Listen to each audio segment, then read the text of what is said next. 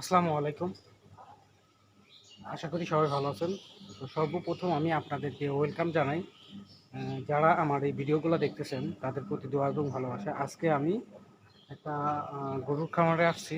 তো আপনাদের কিছু গরু দেখাবো এবং গরুর খামারটা কীভাবে তৈরি করা হয়েছে এবং গরুর খামারটা কীভাবে করবেন আপনারা, ঘরটা কীভাবে করবেন, খামারের যে ঘরগুলো আছে এবং গরুর খাবার দেওয়ার যে জায়গাগুলো আছে সেই জায়গাগুলো আপনারা কীভাবে তৈরি করবেন সেই জিনিসটা আমি দেখাবো এবং কিছু গরু দেখাবো আপনাদেরকে।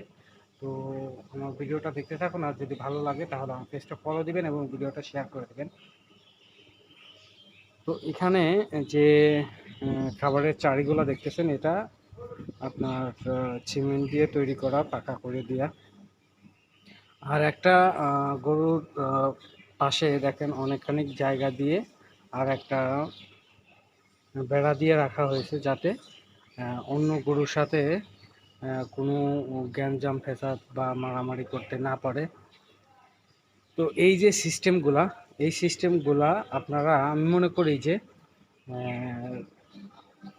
গরুর ঘরটা আগে দেখবেন, মানুষের কাছে জানবেন, শুনবেন, তারপরে গরুর ঘরটা তৈরি করার জন্য আমি পরামর্শ দিতে চাই। শুধু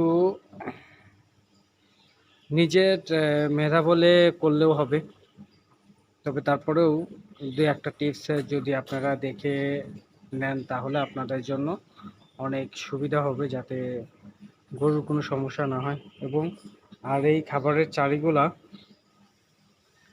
গরুর যে হাইটটা আছে সেই হাইট মেনটেন করে দিতে হবে, না হলে দেখা যাবে যে গরু আবার বেশি দিলেও চলবে না, বেশি দিলে দেখা যাবে যে গরুগুলা খাইতে পারবে না, ড্যাম দিয়ে খাইতে হবে, গলায় বাইতে যাবে। আবার ডাউন করে দিলেও দেখা যাবে যে আপনার গরুগুলা এর ভিতরে লাফ দিয়ে চলে আসবে, খাবারগুলো নষ্ট করবে, হয়তো অ্যাক্সিডেন্টও হতে পারে। তো সমস্ত কিছু মিলায়ে যদি আপনারা খামারটা তৈরি করেন এবং বড়সড় করে যদি করতে চান, তাহলে অবশ্যই আপনাদেরকে কারো না কারো ভিডিও ফলো করার জন্য আমি অনুরোধ করতেছি। কারণ একটা জিনিস শখ করে করবেন এবং ব্যবসায়িকভাবে করবেন, সেই জিনিসটা যাতে আপনাদের প্রপারলি ভালো হয়, সেক্ষেত্রে আপনারা অবশ্যই পরামর্শ নিতে পারেন। এখানে যে গরুগুলা দেখতেছেন, আমার মনে হয় যে গরুগুলা অনেক সুন্দর এবং আপনারাও চেষ্টা করলে এরকম গরু খামার দিতে পারেন এবং এরকম আপনাদেরও হতে পারে। তো অতএব আপনারা চেষ্টা করেন দিতে পারেন কিনা। আর যারা বেকার আছেন তারা, আমি মনে করি তারা এরকম গরুর ছোট্ট করে খামার দিতে পারেন, যাতে করে আপনার বেকারত্বটা দূর হয়।